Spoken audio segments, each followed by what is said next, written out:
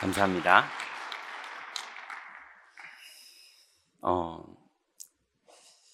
이제 우리 주일날 이렇게 예배 마치고 이제 위에 식당으로 올라가면 이제 그 주간에 이제 새가족 등반을 하신 분들과 식사를 해요. 만나서 식사하면서 얘기를 해보면 이제 예수님을 처음 영접해서 교회 등록하고 그 가운데서 자기가 복음화됐던 고백들을 하시는 분도 있고, 또 이제 하나님이 이곳 저곳 교회를 이제 거치는 여정을 통해서 이제 교회에 등록하시면서 본인이 어떤 응답을 받고 오셨는지를 이제 얘기하시는 분들도 있으세요. 또 이제 장로님들 가정, 또 성도님들 가정 한 집 한 집 만나서 이제 신방을 해보면 참 이분들의 어떤 여정과 그 신앙 고백의 여정이 제게도 오히려 힘이 되고 응답이 되고, 또 그 마음에 또 안타까움도 있고, 그래서 같이 기도하게 되고 그렇습니다. 이번 주간에도 한 장로님 가정에 이제 갔는데요, 강단의 메시지를 칠판에 적어 놓으시고 계속 기도하고 계시는 거예요. 또 한 주간의 내용들, 또 인생의 많은 여정들을 포럼하는데 하나님 살아계신 증거들이 계속 나타나고 이분이 얼마나 복음을 사랑하는지가 너무 보이는 거예요. 그래서 나이가 70이 넘으셨는데도 젊은이 같으세요. 영적으로. 그러니 이거 하나님이 20년은 더 역사하시겠구나 이런 생각이 들더라고요. 그래서 절대 우리 눈에 보이는 대로 속지 마시고 하나님의 말씀을 그대로 믿기만 하면 됩니다. 모세 나이까지 다 응답받으시기 바랍니다. 자, 오늘 말씀 제목은 이유가 없는 사람 그랬습니다. 이게 말장난이죠. 지난주에는 이유가 있는 사람 그랬는데 오늘은 이유가 없는 사람 이랬습니다. 성경에 보니까 그런 사람이 있어요. 그래서 오늘 제목을 조금 더 구체화시키면 다른 이유가 없는 사람 이렇게 말하면 한 주간 기도하는데 더 도움이 될 것 같습니다. 오늘 본문에 나오는 대제사장 안나스와 가야바, 이 두 사람은 대제사장의 문중에 아주 큰 인물이었습니다. 그래서 이 안나스는 선배 선임 대제사장이에요. 전임 대제사장이고, 가야바는 사위이자 후임 대제사장이에요. 그러니 이 대제사장의 문중은 이스라엘 유대민족 안에서는 아주 권위 있고 또 이권을 가지고 있는 강력한 지도자 가문입니다. 그리고 제사장 가문은 혈통으로 이어지거든요. 지파별로 이어지니까요. 그러다 보니 대를 이어서 이득을 가지고 이권을 사용하는 그런 가문입니다. 그런데 이 가야바는 예수를 죽여야 된다고 주장하던 사람이었어요.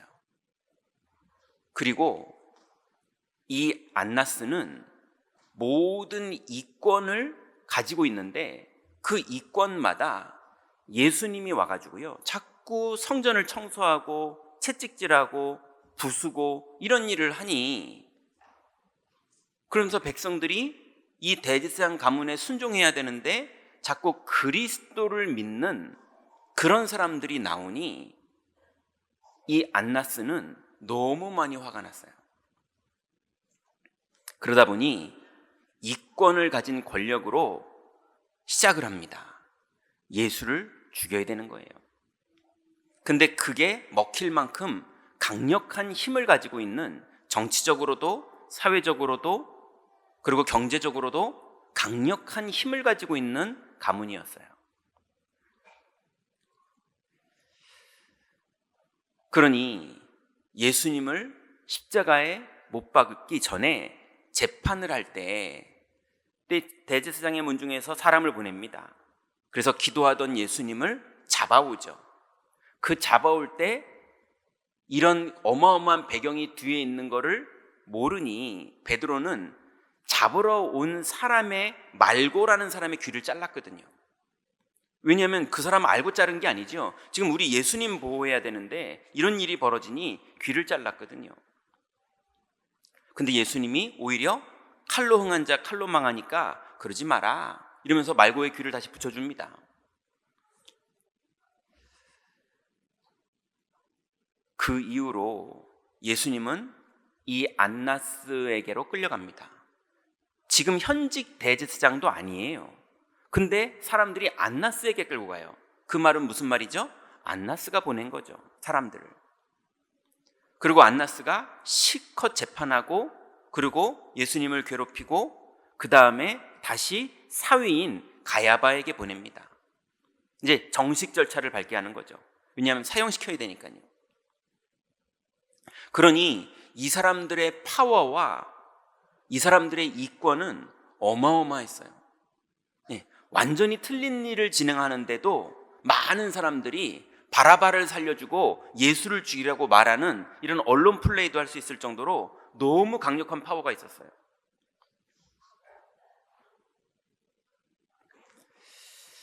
그런데 그 사람들이 예수를 죽이고 이번에는 베드로를 부른 거예요. 베드로가 얼마나 두려웠겠습니까? 이 사람들의 파워가 얼마나 센지를 자기가 다 알고 있거든요. 예수님이 어떻게 당했는지를 다 눈앞에서 봤거든요. 그런데 오늘 베드로가 이제 자기 인생의 신앙을 고백합니다. 생존을 넘어서고 이권을 넘어서서 그런 수준의 고백이 아닌 신앙을 고백합니다. 다른 이로서는 구원을 얻을 수 없나니 천하 사람에게 구원을 받을 만한 다른 이름을 이 땅에 주신 일이 없다, 이렇게 고백을 합니다. 그랬더니 망했느냐? 그랬더니 죽었느냐? 아닙니다. 예수님은 부활하셨고 베드로는 풀려났습니다. 풀려났고 부활했고 그것 때문에 이러느냐? 그게 아닙니다. 베드로가 이제는 다른 이유가 없는 사람이 됐어요. 오직 한 가지만 이유인 사람이 됐어요. 여러분, 오늘부터 그 축복 속으로 우리 경인교회 모든 성도님들이 다 들어가시기 바랍니다. 서론에 좀 보니까요, 예수님이 제자들에게 말합니다. 이제 내가 예루살렘에 올라가서 대제사장들과 그리고 서기관들에게 고난을 받고 죽임을 당하고 3일에 살아나야 될 것이다 라고 제자들에게 말했어요. 이걸 언제 말했냐 하면 마태복음 16장 20절, 21절, 22절에 말씀하셨어요. 여러분 잘 아시죠? 마태복음 16장 16절에는 베드로가 뭐라고 그럽니까? 주는 그리스도시오, 이렇게 말했어요. 근데 21장에 예수님께서 이제 내가 십자가에 죽어야 될 것이다, 이걸 말하니까 베드로가 그리 마옵소서 이렇게 말합니다. 왜 그리 말라 그랬을까요? 주는 그리스도시오 이렇게 고백했던 베드로가 예수님이 십자가에 죽는다고 그러니까 그리 마옵소서, 죽게 이런 일이 일어나지 않겠나이다 이렇게 말하면서요, 예수님 절대 그러면 안 된다는 거예요. 무슨 말인지 이해되십니까? 뭐가 남아있어요. 이 예수님이 그리스도인 거 믿지만 그래도 이 예수님의 능력으로 내 인생이 이득을 얻고 내 인생이 유익을 얻고, 그래서 제자들 가운데서도요 싸움이 났어요. 누가 큰 자니까 이러면서 서로 갈등하고요. 이런 일들이 제자들에게 있었기 때문에 베드로도 그리 마옵소서 이럽니다. 그랬더니 예수님은 그때 뭐라 하십니까? 잘 아시죠? 사탄아, 내 뒤로 물러가라. 너는 나를 넘어지게 하는 자로다. 예수님이 이렇게 강력하게 말하세요. 그러니 인간적으로 볼 때는요, 이 베드로가 얼마나 기특한 겁니까? 그리 마옵소서. 그죠? 나를 생각해주고 있고 나를 챙겨주고 있고 나하고 이권 동맹을 맺고 있고 그러니 나랑 평생 같이 갈 사람 서로 잃으면서 가야 되는데 예수님은 사탄아 물러가라 이래버려요. 너는 나를 넘어지게 하는 자로다. 베드로도 최선을 다한 수제자인데 내가 진짜 진심으로 말했는데 그게 엉뚱한 소리였던 거예요. 왜냐? 다른 이유가 있었거든요. 베드로 안에. 그런 베드로가 예수님이 십자가에 못 박히실 상황이 벌어지니까 다른 제자들은 다 한 명씩 도망가기 시작했는데 베드로는요, 말고의 귀도 자르고 그리고 사람을 써서 예수님 재판한 자리까지 들어옵니다. 성경에 보니까 요한복음 18장 16절에 보니까요, 베드로는 문 밖에 서 있었는데 대제사장을 아는 그 다른 제자가 나가서 문 지키는 여자에게 말하여 베드로를 데리고 들어오니 그랬어요. 그러니 베드로가 재판장 문 밖에 있었는데 대제사장을 아는 그리스도의 제자가 70인 제자였겠죠? 이 사람이 베드로를 넣어줬어요. 근데 넣어줬는데 자기가 넣어준 게 아니고 자기는 그렇게 못하니까 문 지키는 여자아이를 통해서 넣어줬어요. 이해되시죠, 상황이? 근데 하나님이 주권 가운데 상황을 어떻게 만드셨느냐? 이 아이가 알고 봤더니 이 베드로를 알겠는 거예요. 자기가 넣어줘 놓고 내가 너를 아는데 예수와 함께 있던 자다 이래버렸어요. 얼마나 베드로가 깜짝 놀랍니까? 베드로는 하나님 응답인 줄 알았겠죠, 그 안에 들어가는 게. 근데 알고 봤더니 그 여자애가 깜짝 놀라는 말을 하는 거예요. 너는 예수와 함께 있던 자로다. 얼마나 놀랐겠습니까? 가야바가 얼마나 무서운지를 아는 베드로. 베드로가 깜짝 놀라서 부인합니다. 그랬더니 그 베드로가 불을 쬐고 있었는데요, 그 옆에 서 있던 불을 쬐던 사람들이 또 말합니다.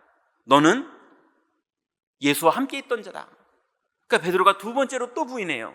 여러분, 얼마나 놀랬겠습니까? 아니, 내가 그런 거를, 내가 그리스도를 믿는다고 믿고 있는데, 그죠? 그리스도를 믿는다고 믿고 있지만 그래도 생존의 본능과 이권과 그거 좋아하는 베드로가 그리 마옵소서 이렇게 했던 베드로에게 그래도 의리를 지켜서 수제자만큼 그만큼은 믿었는데 나는 잘 믿고 있는 줄 알았더니 밑바닥을 딱 봤더니 두 번째 또 부인해야 되는 거예요. 분명히 그 전에 안 그랬거든요. 예수님이 죽으시면 나도 죽습니다 이랬거든요. 그랬던 베드로에게 예수님이 아니다, 너 3번 부인할 거다 그러셨거든요. 베드로가 두 번째로 또 깜짝 놀라서 자기의 밑바닥 신앙 고백을 보게 된 거예요.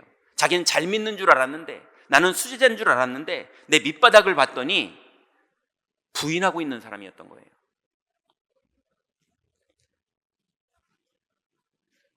그런데 이번에는요, 두 번째 부인하고 나서 요한복음 18장 26절에 보니까 대제사장의 종 하나는 베드로에게 귀를 잘린 사람의 친척이라. 이게 제대로 걸렸어요. 베드로가 귀 잘랐던 그 말고의 친척이 그 자리에 있었던 거예요. 그 사람이 대제사장의 종이에요. 가야바의 종이었다고요. 그래서 이 사람이 목숨 걸고 원한을 가지고 말합니다. 이 사람은 예수와 함께 있던 자다. 이러니 빼도 박도 못해요. 이제 원한을 가지고 끝까지 물고 늘어지니 이걸 어떡합니까? 그러니 베드로가 너무 놀래가지고요, 예수님을 저주하면서 부인하죠. 살고 싶어서요. 여러분, 생존과 그리스도를 믿는 믿음, 여러분, 생존은 내가 알아서 살고 예수님은 믿어야 되는 겁니까? 내 인생의 생존, 생사화복을 주님이 책임지는 거 맞습니까? 근데 베드로도 다 알고 있었거든요. 주는 그리스도라고 고백했거든요. 하나님의 아들이라고 고백했거든요. 그리고 변화산에서 예수님만 남은 걸 다 봤거든요. 죽은 자를 살리는 것도 봤고 오병이어도 봤고, 그래서 예수님이 모든 걸 먹이고 나서 그런 거에 현혹되지 마라, 나는 생명의 떡이로라, 이렇게 말씀하신 것도 다 들었거든요. 거기에 수제자였거든요. 근데 듣던 거랑 현장에서 정말 부딪혀 보니까 베드로가 자기의 밑바닥을, 자기의 신앙을 정말 보게 됐던 거예요. 세 번째 부인할 때는 예수님을 저주하면서 부인했는데 예수님이 나를 쳐다보고 있는 거 있죠. 성경에 그렇게 기록되어 있어요. 예수께서 쳐다보고 계시는 거예요.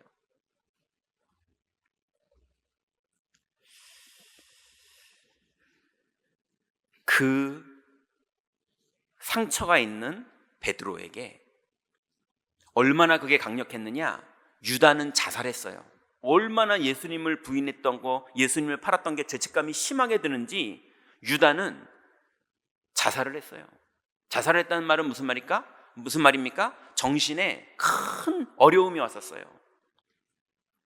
근데 베드로는 자살도 못했어요.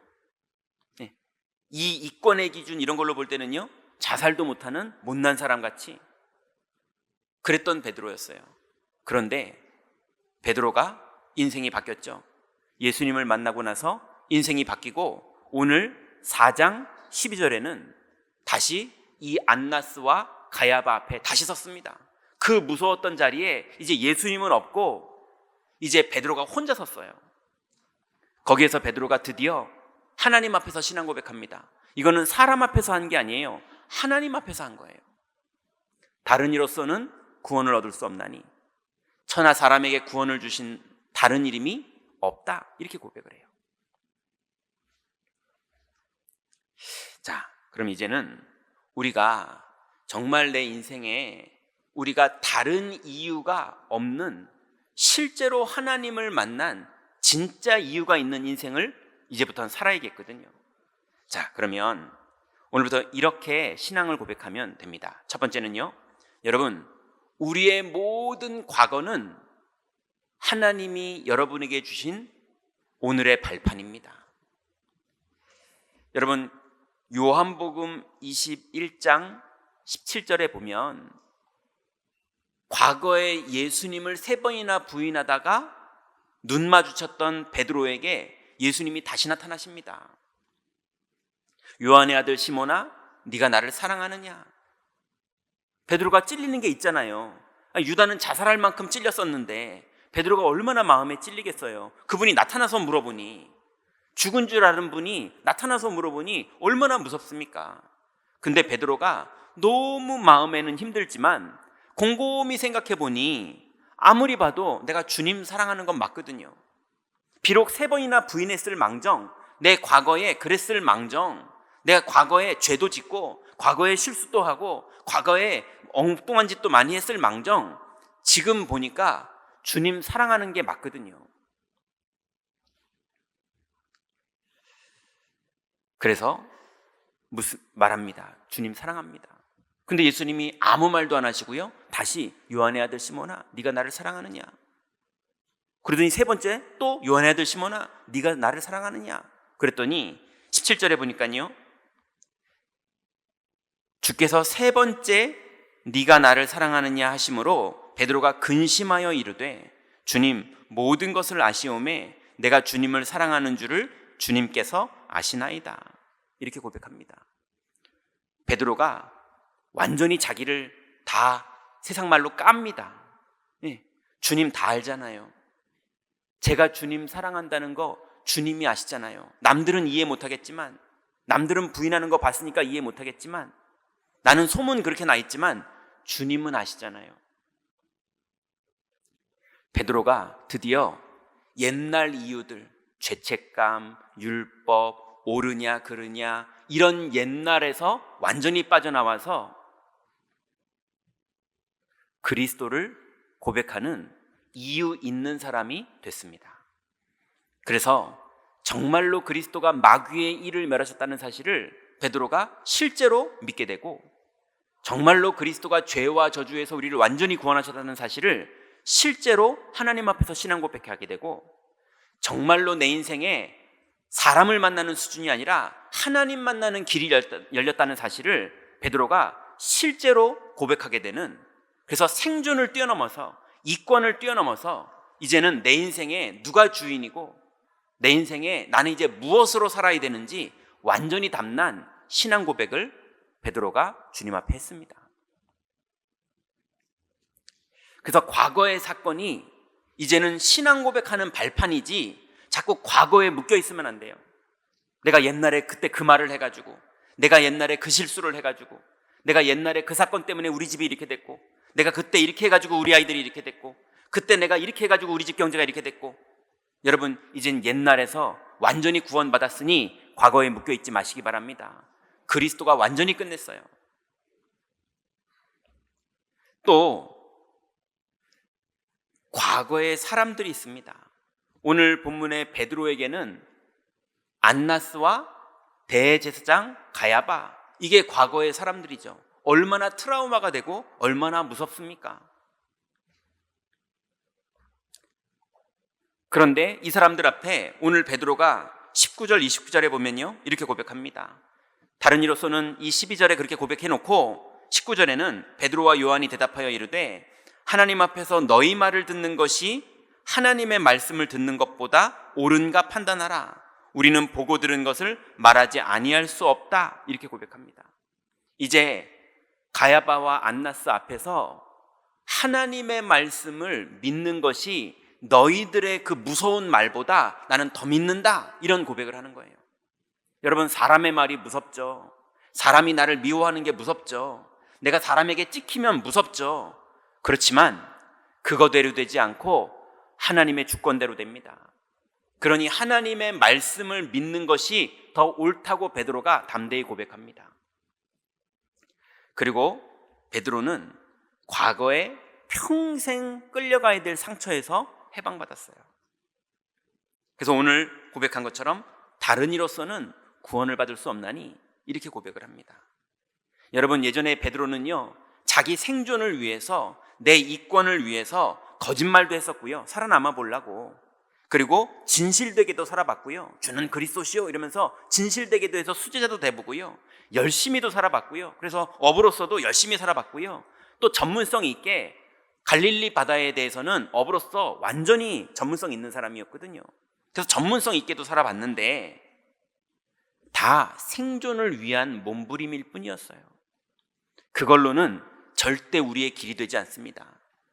그래서 그리스도 외에 다른 길이 없다는 이제 베드로 평생의 답이 베드로에게 났습니다.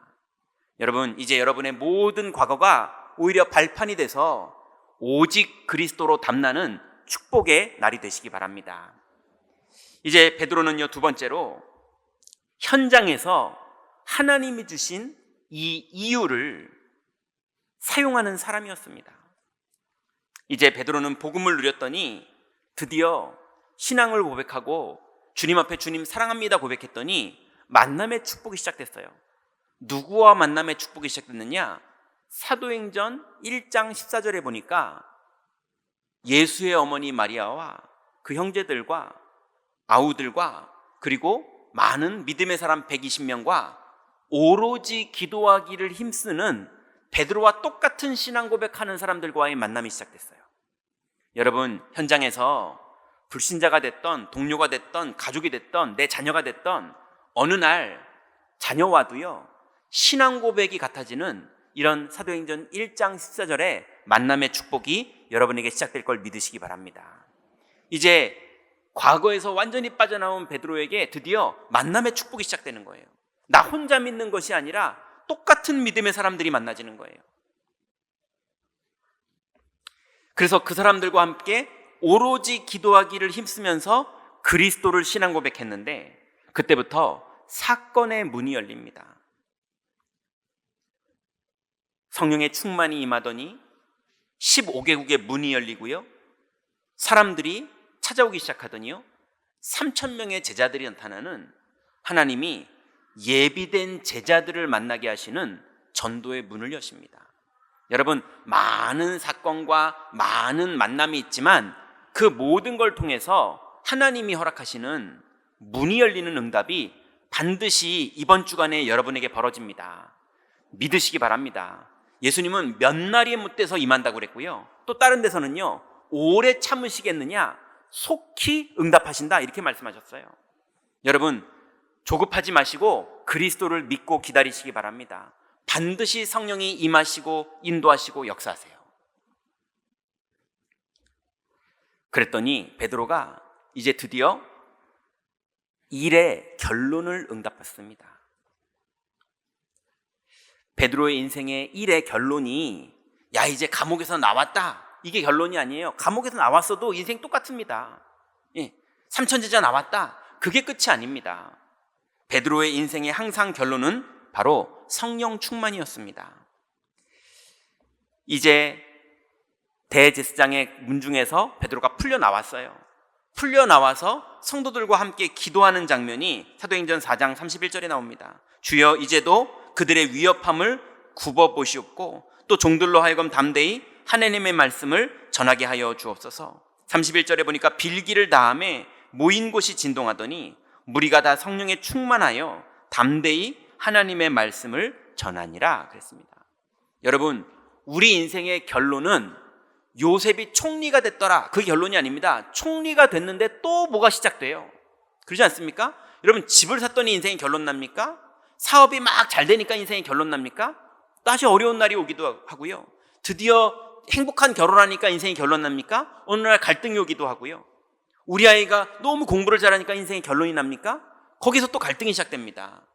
여러분, 인생의 결론은 그게 아니라 내가 성령의 충만을 받는 겁니다.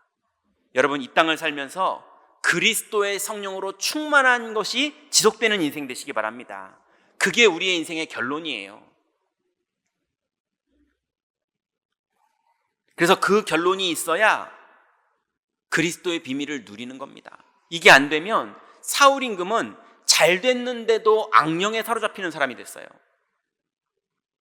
그런데 요셉은 잘 됐는데도 믿음의 사람을 지속할 수 있었어요. 그 비밀이 뭡니까? 성령의 충만함이에요.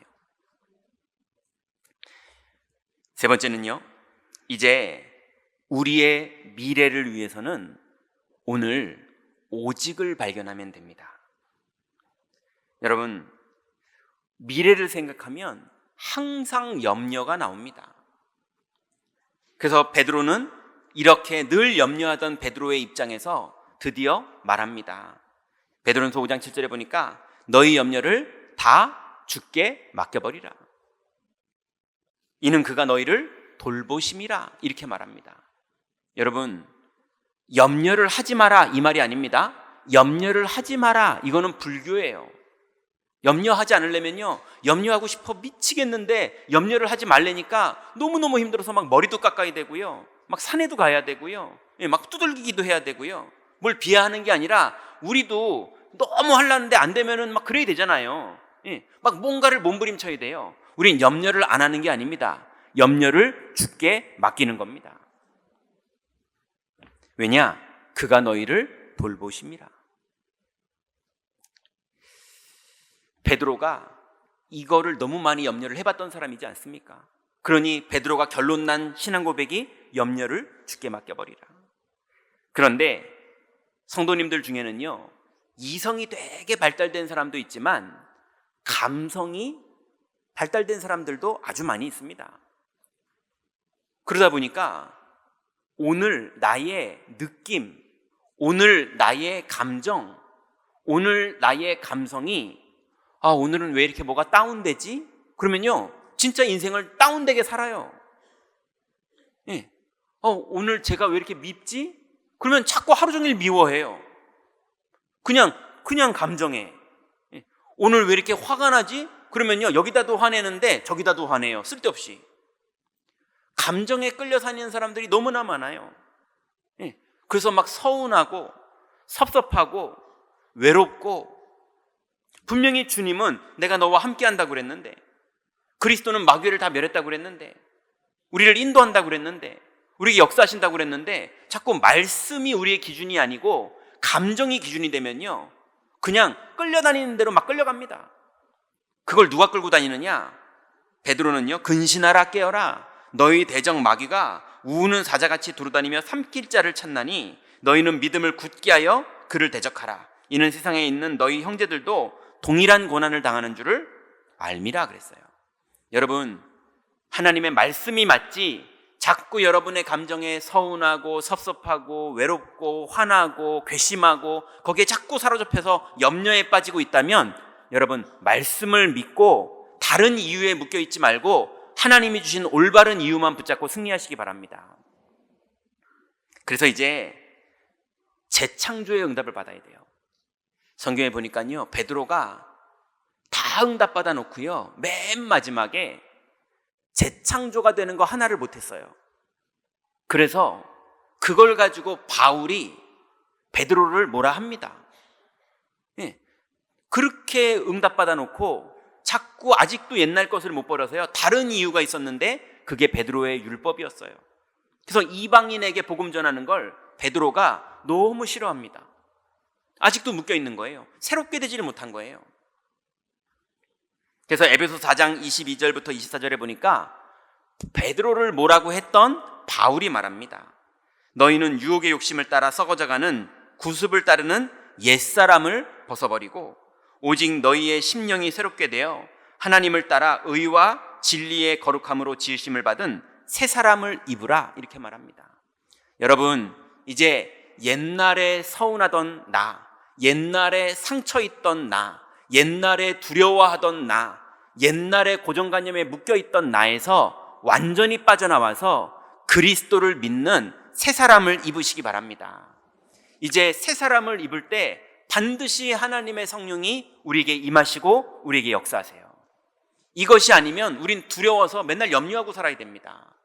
이것이 아니면 우리는 너무 화가 나서 맨날 화를 내고 살아야 됩니다. 그러면 운명에 빠져버려요. 결론 맺습니다. 이제 우리가 과거의 운명대로 사는 거에서 빠져나와서 그리스도를 고백하는 그런 신앙을 결단하셨다면, 첫 번째로 오늘부터 말씀의 흐름을 따라가시기 바랍니다.